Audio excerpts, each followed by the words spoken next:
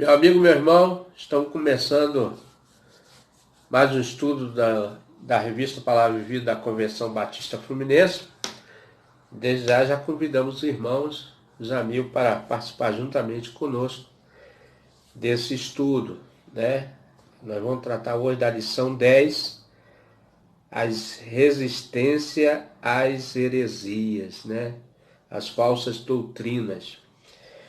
Na verdade, esse estudo está baseado no texto bíblico de 1 Coríntios 2, de 6 a 16.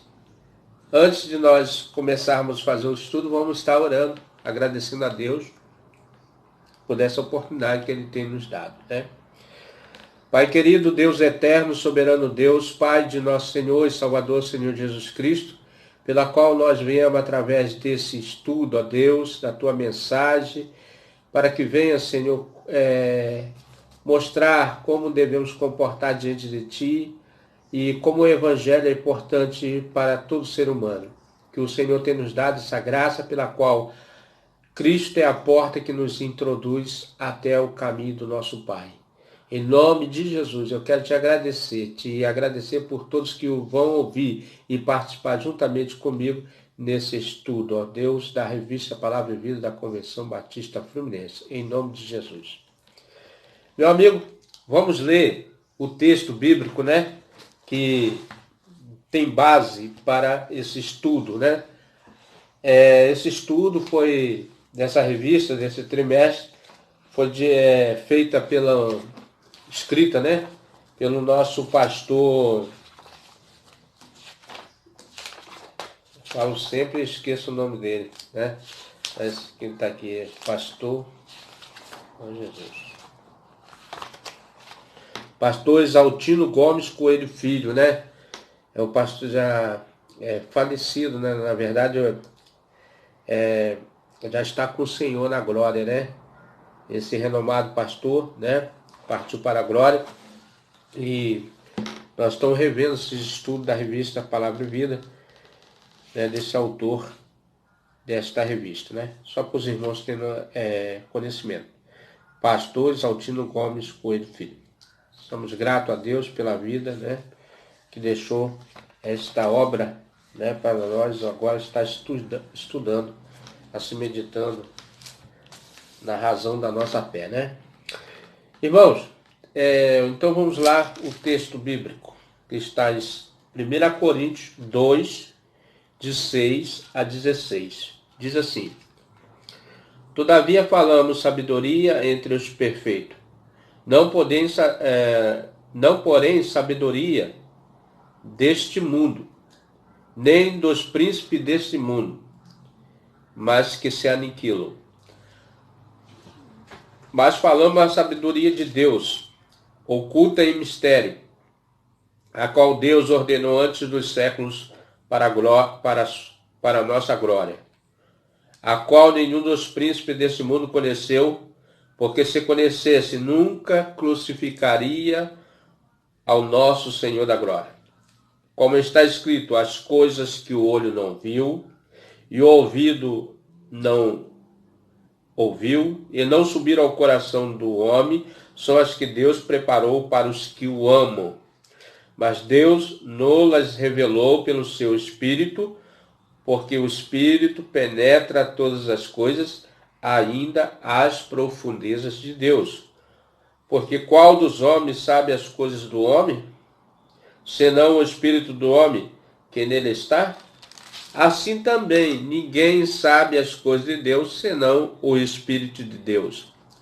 Mas nós não recebemos o Espírito do mundo, mas o Espírito que provém de Deus, para que pudesse conhecer o que nos é dado gratuitamente por Deus, as quais também falamos, não com palavras de sabedoria humana, mas com as que o Espírito Santo ensina, comparando as coisas espirituais com as espirituais. Ora, o homem natural não compreende as coisas do Espírito de Deus, porque lhe parece loucura, e não pode entendê-las, porque elas se discernem espiritualmente.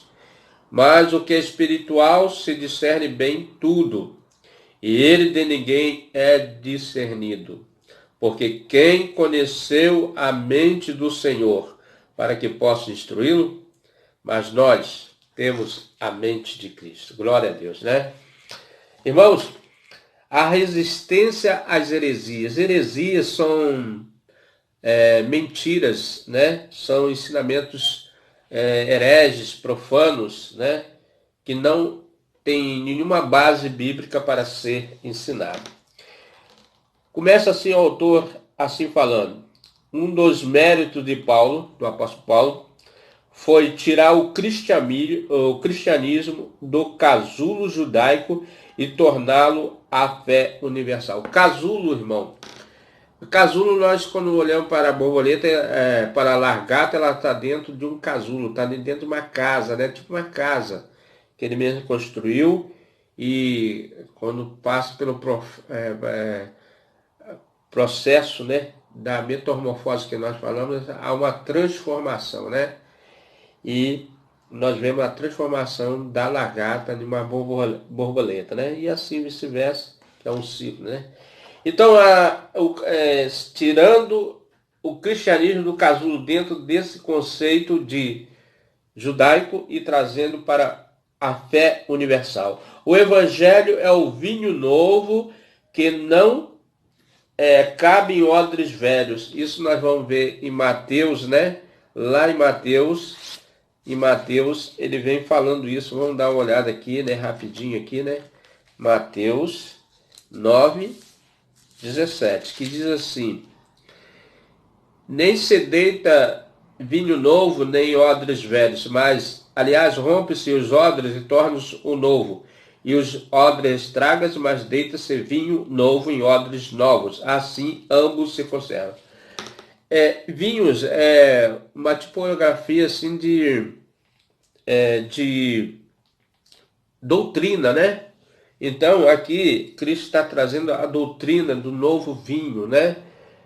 Para o apóstolo Paulo está falando sobre os odres, né? Ou Jesus mesmo falou, anunciou isso aqui em Mateus.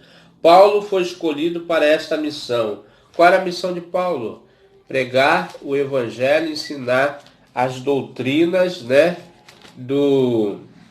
As doutrinas do evangelho aos não crentes, né? A todos, na verdade, né? Porque agora é só um só caminho, que é Jesus Cristo. Mas nós vamos ver isso lá em Atos dos Apóstolos, que está no capítulo 9, os 2 versículos, depois os irmãos podem também estar aí acompanhando também, né? Ele disse-lhe, porém, o Senhor: vai, porque este é para mim um vaso escolhido para levar o meu nome diante dos gentios. Gentios são nós, né? São as nações fora de Israel, e dos reis e dos filhos de Israel. E eu lhes mostrarei quanto deve padecer pelo meu nome, né? São esses 2 versículos. Ele lutou fortemente com os que queriam judaizar o evangelho. Então, o apóstolo Paulo, ele foi um lutador para que não trouxesse aquele costume do judaísmo botasse dentro do evangelho. E nós vamos ver em Atos 15, de 1-3, que fala assim, ó: então alguns que tinham descido da Judéia ensinavam assim os irmãos: se vós não circuncidade, conforme o uso de Moisés, não podeis salvar-vos, né? E ele diz assim: conforme o uso de Moisés, não podeis salvar-vos. Tendo tido Paulo e Barnabé uma pequena discussão, contendia contra ele. Resolveu-se que Paulo e Barnabé, alguns dentre eles, subissem a Jerusalém, e os apóstolos e os anciãos sobre aquela questão. Então houve ali um questionamento, uma discussão entre como seria. E eles subiram à igreja de Jerusalém, onde estavam os apóstolos, né, as colunas do evangelho. E eles, sendo acompanhados pela igreja, passaram a Fenícia e por Samaria, né, contando a conversão dos gentios, e dava grande alegria a todos os irmãos. Então a gente foi lá para tratar sobre essa questão, né?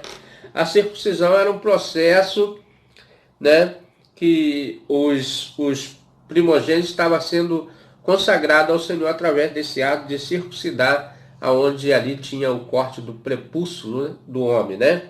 Mas vamos lá. E ele entendeu que o evangelho era algo novo. Paulo entendeu que o evangelho era novo, uma doutrina nova, que continuava a revelação dada aos pais, mas descontinuava o judaísmo. Então, dava o processo do trabalho da redenção do homem, mas descontinuava aquele processo de judaísmo, né? Dos preceitos judaicos. Tanto é que o Jesus Cristo ele combateu algumas práticas judaicas, né? Paulo é um misto de evangelista, missionário, teólogo e apologista. Eu quis grafar aqui, irmão, o apologista, né? Porque evangelista os irmãos sabem, missionário e teólogo também. Mas o apologista, né, é que faz apologia, que defende e enaltece algo. Então, tem uma Bíblia chamada a Bíblia Apologética, né? Essa Bíblia quer dizer em defesa da fé. Então, Paulo estava aqui defendendo a fé do cristianismo, trazendo à luz as razões daquilo que a Bíblia fala sobre como devemos comportar. Exatamente, Paulo e Barnabé foram lá exatamente por causa disso, lá na igreja de Jerusalém, para tratar como seria. Não precisa guardar sábado nem nada, não precisa somente, né, deu alguma recomendação ali à igreja como deveria ser. Sua pregação era muito bem definida e ele não permitiu a distorção, né, não permitiu que tivesse ali outro ensinamento a não ser o que a Bíblia realmente fala, né? Diz, expressando claramente, né? Deixando tudo claro para que as pessoas que iriam entrar no Evangelho não tivessem turbamento sobre o ensinamento como deveria. E aqui nós vemos esse texto de 1 Coríntios de 1 a 3 e 4, né? Vamos ler aqui. E quando chegaram a Jerusalém, foram recebidos pela igreja, pelos apóstolos, e o Senhor lhe anunciaram que grandes coisas tinha feito com eles, né? Então, dá um seguimento. E o 4 e 11 diz assim, 1 Coríntios 4, 11. Aliás, irmão, não é esse texto aqui não, é o outro.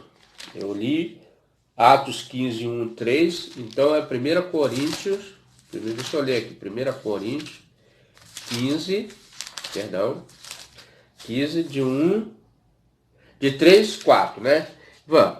Porque primeiramente vos entreguei o que também recebi, Paulo falando, que Cristo morreu por nossos pecados, segundo as Escrituras, e que foi sepultado e que ressuscitou ao terceiro dia, segundo as Escrituras. Então, Paulo estava dando seguimento ao ensino cristão, né? De acordo com as Escrituras.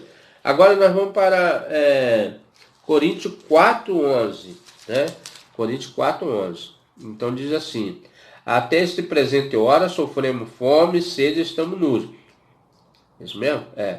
Até essa presente hora sofremos fome e sede e estamos nus. E recebemos bofetadas, não temos pousada certa. Então, o Evangelho, né, a luta que eles tiveram para que mostrasse como seria assim, o ensinamento na prática, né, do Evangelho. Hoje vemos o apologista Paulo, em defesa da fé, né? Nossa época é de condescendência.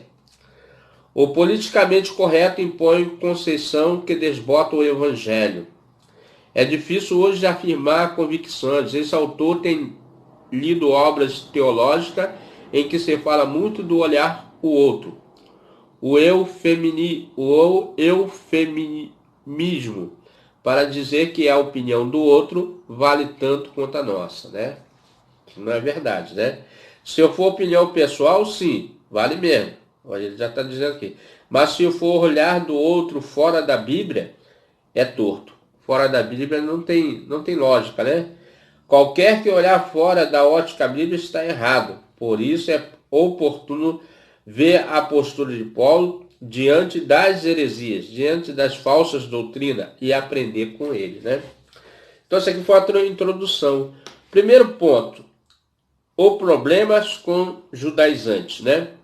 Então os irmãos veem que em 1 Coríntios 15, de 1 a 5, ele vem fazendo essa colocação. Os judaizantes surgem cedo. Em 1 Coríntios não, Atos 15, de 1 a 5. Então surgiu esse problema, né? A questão da circuncidação, que era um ato que acontecia lá, de 1 a 5. Aí ele fala assim: alguns, porém, da seita dos fariseus, que tinha crido, se levantaram, dizendo que era mister circuncidá-la e mandar-lhe que guardasse a lei de Moisés. Ora, se estava rompendo em parte com a lei, não somos justificados pela lei, mas sim pela graça em Cristo, então não tinha motivo de fazer aqueles rituais, circuncidar e muitas outras coisas que estavam introduzidas ali na lei. O evangelho nasceu no judaísmo, mas rompeu com ele em Atos 15, viu? Então ali houve um rompimento. E os judaizantes queriam torná-lo uma seita judaica. Qual seria essa seita? O cristianismo, né? E instaram e perseguiram Paulo por toda a sua vida. E fizeram um estrago doutrinário nas igrejas da Galácia. Mas o irmão viu que eles foram perseguidos, né? Maltratados. Aqui em Gálatas, né? Vamos ver o que diz Gálatas. Gálatas de 1.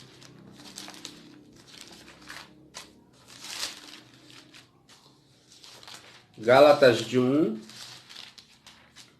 6 e 10. Então diz assim, ó. Maravilha de que tão depressa passeis daquele que vos chamou da graça de Cristo para outro evangelho, viu? O qual não é outro, mas há alguns que vos inquietam e querem transtornar o evangelho de Cristo. Mas ainda que nós mesmos, ou um anjo do céu, anuncie outro evangelho além do que já vos tenho anunciado, seja nada, seja maldito, né? Assim como já vos dissemos, agora de novo também vos digo se alguém vos anunciar outro evangelho, além do que já recebeste, seja maldito, ou anátema. Porque persuado eu agora a homens ou a Deus? Ou procuro agradar a homens? Se estivesse ainda agradando a homens, não seria servos de Cristo, né? Então, irmãos, aqui há uma instrução clara, né? De que alguns querem transtornar o evangelho e passar desse evangelho para outro evangelho que não tem outro evangelho. É um evangelho só, é de Jesus Cristo, né? Em Gálatas 3 diz assim, ó, sois vós tão insensato que, tendo começado pelo Espírito, acabais agora pela carne. Esses ensinamentos carnais que tentaram introduzir, né, Paulo falando, começaste pelo Espírito, agora querem entrar na carne, né, com esses ensinamentos profanos, né. Em 6:12, em Gálatas ainda, diz assim, ó, todos que querem mostrar boa aparência na carne, esses vos obrigam a circuncidar somente para não serem perseguidos por causa da cruz de Cristo. Então a cruz de Cristo, o evangelho estava sendo perseguido, mas se circuncidasse não teria perseguição nenhuma, né? São, assim, nós vamos dizer um sincretismo religioso que muitas das vezes ameniza a pregação que tenta confrontar o pecado do homem. Você pode ver, toda crença que confronta o pecado do homem não tem uma aceitação, mas quando você faz aquele evangelho light, né, que passa a mão e tudo, aí é bem aceito, né? Igual nós estamos vendo agora pastores de carnaval, esses negócios todinho aí, e não é isso aí que é evangelho. Podemos afirmar, não é isso, né? Aliás, o estudante da Bíblia deve ler toda a epístola para ter uma ideia do ensino judaizante. Paulo entendeu que a justificação pela lei anularia o evangelho. Então, se a lei justificasse o homem ser salvo, o próprio Paulo falou sobre a lei, né? Que a lei não tem capacidade de justificar, mas sim de condenar. Mas a graça, o perdão, a justiça de Deus tem como cumprir a lei, né? E foi o que Cristo fez. Ele disse ele mesmo, eu não vim revogar, eu vim cumprir a lei. Cumprir como? Com a sua morte e ressurreição, né? Não só morreu, mas ressuscitou também. Gálatas 6, 2, 16 a 21. Né? Gálatas 6, 2, 16 a 21, que diz assim, ó. Sabendo que o homem não é justificado pelas obras da lei, mas pela fé em Jesus Cristo. Temos também crido em Jesus Cristo, para sermos justificados pela fé de Cristo, e não pelas obras da lei. Portanto, pelas obras da lei, nenhuma carne será justificada. Pois, se nós que procuramos ser justificados em Cristo, nós mesmos também somos achados pecadores. Eu sou um pecador, mas um pecador porque Cristo me perdoou e eu arrependi dos meus pecados. É porventura Cristo ministro do pecado? De maneira nenhuma. Porque se torno a edificar aquilo que destruí, constituo a mim mesmo transgressor. Se eu destruo o Evangelho, os ensinamentos de Cristo, eu estou destruindo a minha própria salvação, né? Porque eu, pela lei, estou morto para a lei, para viver para Deus, né? E já estou crucificado com Cristo, e vivo. E não mais eu, mas Cristo vive em mim. E a vida que agora vivo na carne, não vivo na fé do Filho de Deus, o qual me amou e se entregou a si mesmo por mim. Não aniquilo a graça de Deus, porque se a justiça provém da lei, segue-se que Cristo morreu em vão, né? Ou debalde, né? Então, irmão, a morte de Cristo na cruz nos dá garantia do que somos justificados por Ele pela fé. E não a lei, né? E aqui fala se eu aniquilo o amor de Deus, a graça de Deus, Cristo morreu em vão por mim. Então é necessário que eu valorize a salvação em Cristo, né? Não pela lei. Em Romanos 3, né? Romanos 3, 19 a 24, diz assim, ora, nós sabemos, Romanos 3, 19, 24, diz assim, ora, nós sabemos que tudo que a lei diz, aos que estão debaixo da lei diz, para que toda a boca esteja fechada e todo mundo seja condenado diante de Deus. Por isso, nenhuma carne será justificada diante dele pelas obras da lei, porque pela lei veio o conhecimento do pecado, a sentença do pecado. Qual o seu pecado? Homicida. Tá, né? Então a lei justifica aquele pecado, né? Então, mas agora se manifestou sem a lei a justiça de Deus, tendo o testemunho da lei e dos profetas, né? Os profetas testemunharam o amor de Deus e a lei de Deus. Isto é a justiça de Deus pela fé em Jesus Cristo, para todos e sobre todos que creem, porque não há diferença, né? Todos que creem será salvo, né? Porque todos pecaram e destituídos, separados estão da glória de Deus, né? Todos pecaram, todo mundo pecou, todo mundo, mas agora tem a justificação, sendo justificado gratuitamente pela sua graça. Eu não paguei preço nenhum, Cristo pagou por mim, né? Pela redenção que há em Cristo Jesus. Então a dívida foi paga por Cristo, né? Foi lá e saudou, qual a sua sentença? A morte. Então vou pagar no lugar dele. Foi isso que Cristo fez. Alguns hoje tentam rejudaizar o Evangelho. Desde a presença desse símbolo judaico, como culto, menorá. Esse menorá é castiçal, né? Aqueles das 7 lâmpadas, né? Que nós vemos, né? Onde bota as lâmpadas. Desde a presença em símbolos judaicos, oculto como menorá, castiçal de 7 braços, estrela de Davi, que pode ter sentido desconhecida a Davi, tendo origem da cabala judaica. De repente, nem Davi sabe que existe essa estrela. Foi lá no esoterismo, não sei aonde que surgiu. A bandeira de Israel nos templos e até edumentária, como o kippá, né? Esse vestimento, kippá, é um chapeuzinho, tipo um chapeuzinho que bota que os judeus têm, né? E bandeira dentro dos templos, né? Cristãos.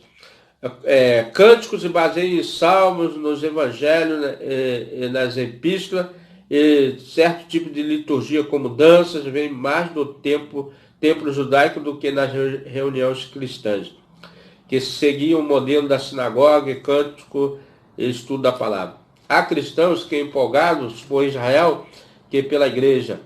Então o autor tem que estar colocando a mais crente empolgado por a pátria de Israel do que pela igreja do Senhor, que é a instituição máxima aqui na terra, né? Isso. Isto é perigoso. Pode levar a esquecer de que só há salvação em Jesus. Então, qual o perigo disso tudo, irmão? Que levar esses conhecimentos e que tirar o foco central de Jesus Cristo. Que só há salvação em Jesus. Que o verdadeiro povo de Deus é a igreja, né? Hoje nós somos o verdadeiro povo de Deus. Deus não tem dois povos, ó. Né? Está desmistificando aqui. O povo de Deus é quem crê em Jesus como Senhor e Salvador, né? Não só Senhor, mas como Senhor e Salvador. Quem não crê em Jesus está perdido, mesmo sendo judeu. Em Atos 4, né? Nós vamos ver isso. Atos 4, ó, né? É bom ler os textos que dá entendimento maior para a gente, melhor, né? Vamos dizer assim. Ele é a pedra que foi rejeitada, vós os edificadores, a qual foi posta por cabeça de esquina. Essa pedra é Cristo, nós sabemos. Quem rejeitou o que estava edificado? O povo judeu. E interessante que normalmente você dá uma topada numa pedra, ou impedido, normalmente em esquina. Antigamente tinha, nas esquinas tinha muitas pedras, né? Quando aterrava ali, aquelas pedras maiores ficavam ali exatamente, né? Nas esquinas. E diz aqui, em nenhum outro há salvação. A Bíblia está confirmando, em nenhuma outra. Não há Maria, não há José, não há Pedro, não. A pedra sólida é Jesus. Porque também debaixo do céu nenhum outro nome há. Qual o nome maior sobre o nome? O nome de Jesus, né? Dado entre os homens, pela qual devemos ser salvos, né? Só um nome que é sobre o teu nome, esse nome é de Jesus.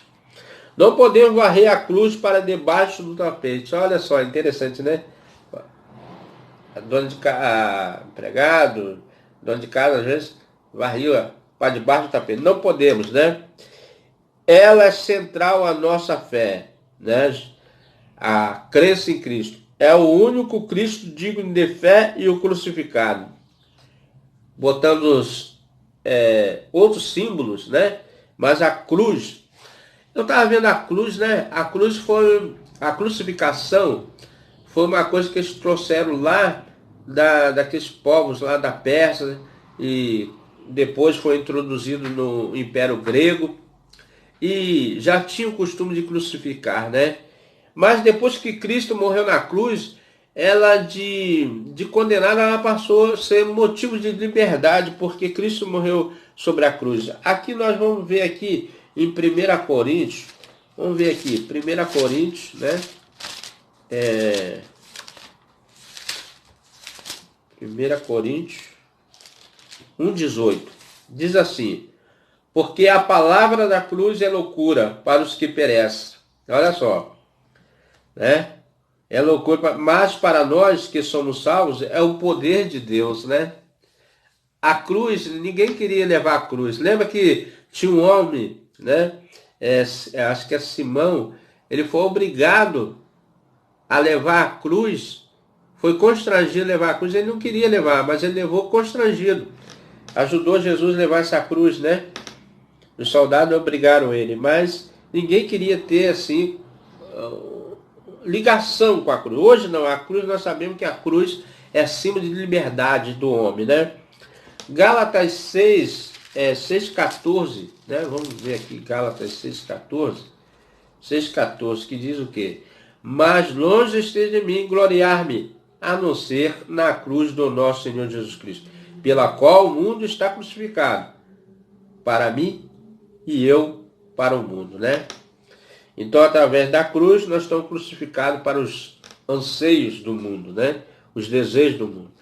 Nosso monte é o Calvário. Nós não temos o Monte Sinai, nosso monte é o Calvário, lá onde Cristo venceu o diabo, né?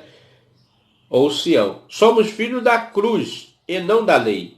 A salvação não vem pela lei, mas pela graça por meio da fé. Aí os irmãos vão encontrar aqui em Gálatas 2:16, 3:11, Efésios 2, de 8 a 9 e Tito, de 3 a 7. Os irmãos depois lê, né? Isso não pode ser esquecido. Há cristãos que são inimigos da cruz e o seu fim é a condenação, né? Então, ensinamentos, Paulo colocando claramente como devemos comportar diante do Evangelho, o que devemos fazer para ser salvo, né? Para estar de acordo com o ensinamento cristão, né? Filipenses, vamos ver aqui, Filipenses 3:18. Vamos aproveitar que a gente está aqui pertinho. Porque muitos há, dos quais muitas vezes vos disse que agora também digo, chorando, que são inimigos da cruz de Cristo. Aqui é um desabafo praticamente de Paulo, né? Colocando as posições dessas pessoas. Segundo ponto, irmão, nós vamos falar sobre tipo uma religião, né, que estava disseminando naquela época já dentro do Evangelho de Cristo, né, que é o gnosticismo, um movimento esotérico. O gnosticismo era um movimento esotérico que ensinava a salvação pelo gnós, conhecimento, né? Gnós quer dizer conhecimento. Eu vou ler aqui rapidamente sobre gnosticismo. Movimento religioso de caráter sincrético, esotérico, desenvolvido nos primeiros séculos da nossa era, à margem, né? Não está ligado ao cristianismo, mas à margem do cristianismo institucionalizado, combinando misticismo e especulação filosófica. Filosofia. Isso é gnosticismo, né? É claro que a filosofia sempre foi forte do povo grego, né? E nós vemos isso tudo, né? Temos vários filósofos, os Sócrates, Plutão e outros mais que surgiram lá na Grécia, né? Por isso que eles têm a sede do conhecimento, da sabedoria, né? E eu também quis botar aqui sincretismo. O que é misticismo, né? Que está dentro aqui desse daqui também. Misticismo, crença de que o ser humano pode comunicar-se com a divindade e receber dela sinais ou mensagens. Isso é misticismo, né? Então, sobrevive hoje o racionalismo cristão. Isso aqui é uma religião, né? De certa instituição secreta ocultista. Quando você normalmente fala ocultismo, é ocultismo direcionado assim a coisa ligada ao mal, né? Escritos antigos dão Simão, o mago. Isso aqui é a história daquele mago, né? Como gnóstico, segundo o divino, é que sua amante era Helena de Troia. Olha só como é que eles usam, né? Essa Helena de Troia, eu acho que é uma deusa grega, né? Encarnada, né? Eles acreditavam muito em deuses, mitos, né? O texto agnóstico são do segundo século da nossa era, mas já existia na época do Novo Testamento. As cartas de João tratam detalhadamente do conflito com eles, né? E entre as muitas heresias, negava corporalmente a corporalidade de Cristo. Então, qual é o ensinamento profundo dele? Que Cristo praticamente não vem em carne, né?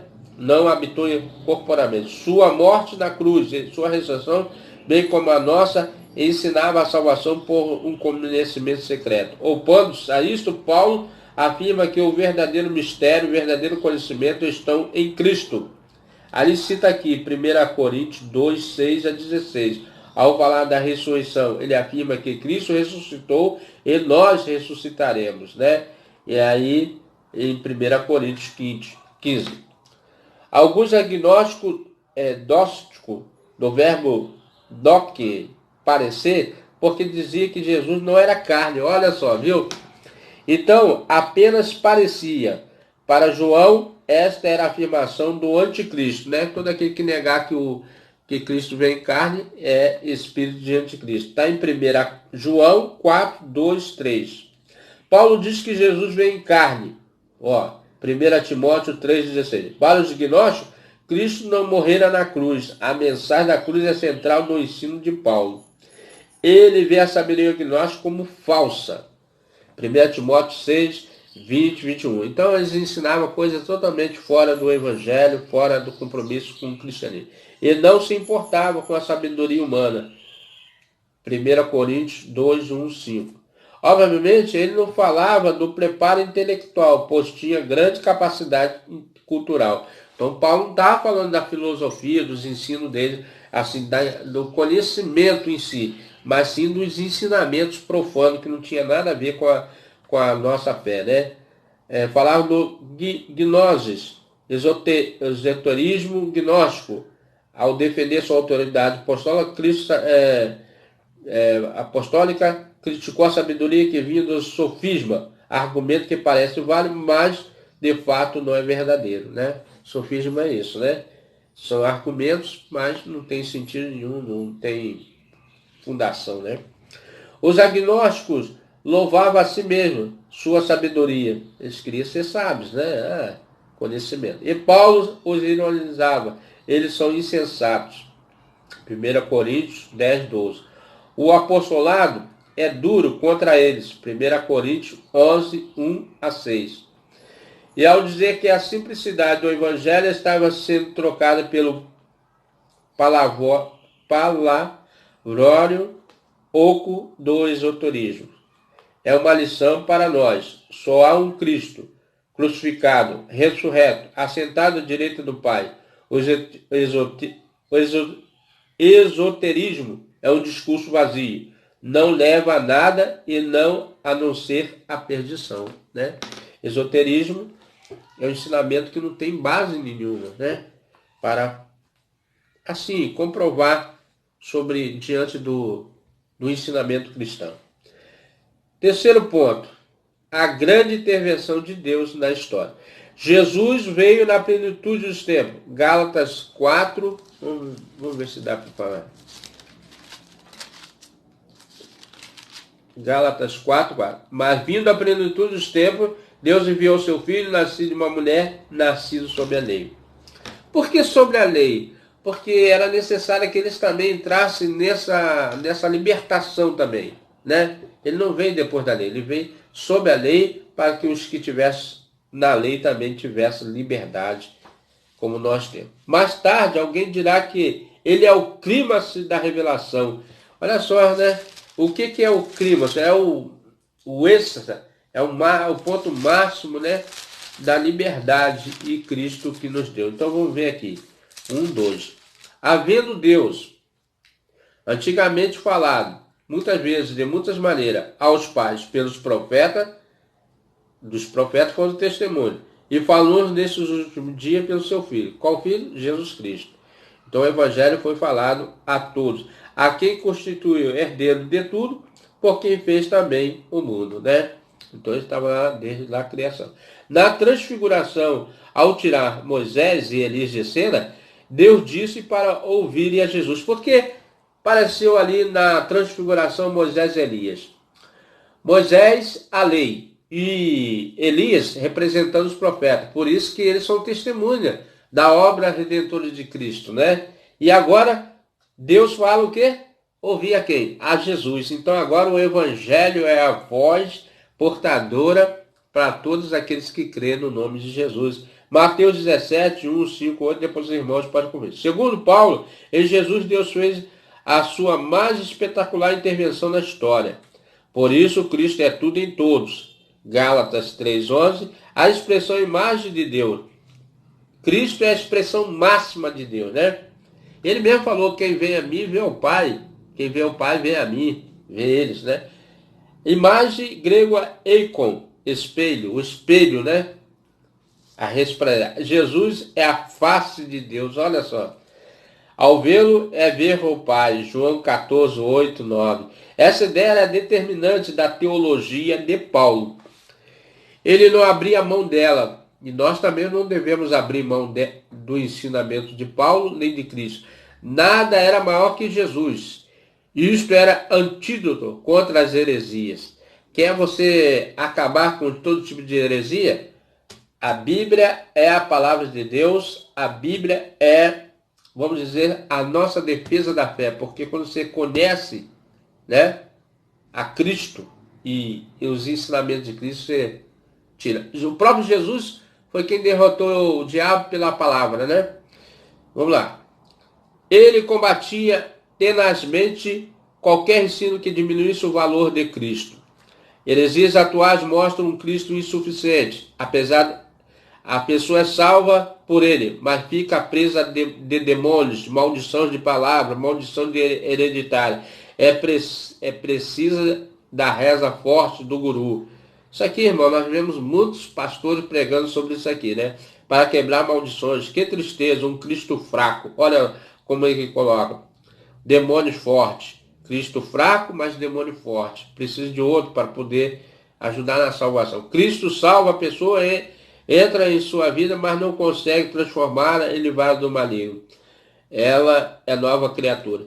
2 Coríntios 5,17. Mas nada muda, só passa a ser nova mesmo quando alguém quebra alguma maldição em sua vida. Então ele está colocando que Cristo salva, mas se não tiver quebra de maldição, esses ensinamentos aí, ela continua presa lá no passado, né? Enquanto a Bíblia não fala isso, né? Conhecereis a verdade vos libertará. Quem é a verdade? Jesus mesmo disse, eu sou o caminho e a verdade e a vida. Então você conhece Cristo, você tem a verdade e Cristo te liberta. Nessa visão, o salvo precisa de alguma coisa além de Cristo. Nesse tipo de visão desses que pregam esse. Eis a base das heresias. Cristo é algo mais. Ele é a palavra de Deus. João 1-14, né? É o clímax da revelação máxima, né? Então, ele é a palavra, né? Em João 1-14. Ele é o clímax max da revelação máximo, né? Hebreus 1:2. É a expressão da imagem de Deus, né? Cristo é a expressão máxima, a expressão da imagem de Deus, né? Colossenses 1:15. E tem um nome sobre todo nome, Filipenses de 2:9-11. Depois os irmãos podem seguir esses textos que vão encontrar. Então, há um nome que é sobre todo nome, pelo nome de Jesus Cristo. Nós somos salvos pelo nome de mais ninguém. Por isso que ele mesmo diz assim, tudo que vocês pedirem em meu nome, em nome dele, nós receberíamos. Tudo que nós pedimos ao Pai, em nome de Cristo, nós receberíamos. Porque ele é o nome sobre todo nome. Mas os hereges insistem, Cristo e os dons, Cristo e outra revelação. Aí ele faz aqui uma relação, o Ali G. Witt, livro dos Mormons, escritos pentecostais, bulas papais e outras coisas que Cristo não é suficiente para salvar essas pessoas, não. Tem que ter outras coisas. Precisamos recuperar a centralidade da pessoa de Cristo, né?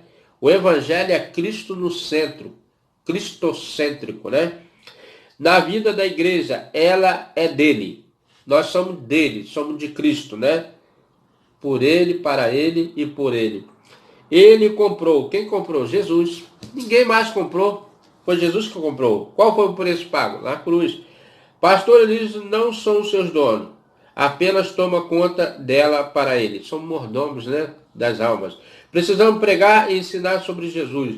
Sua figura está desabotada. Em muito cântico, que fala dos sentimentos do adorador. Até nos cânticos, né? Não fala muito sobre Jesus, né? É mais eu, né? Mas não do adorado. Quem é o adorado? Cristo, né? O culto em que Cristo não seja o centro, cântico em que Cristo não seja glorificado, pregação que Cristo não seja anunciado, é tudo problemático, né? Então ele coloca aqui as questões. Cânticos, né? Que não leva adoração, que não tem Cristo como a glorificação, pregação onde não é anunciado a libertação através de Cristo, deve ser dispensada, né?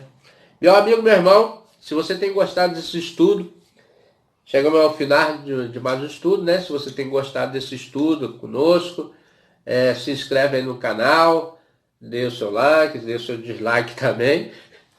Fica bem à vontade. Isso aqui é para nós aprendermos um com o outro, né? E assim, venha conosco.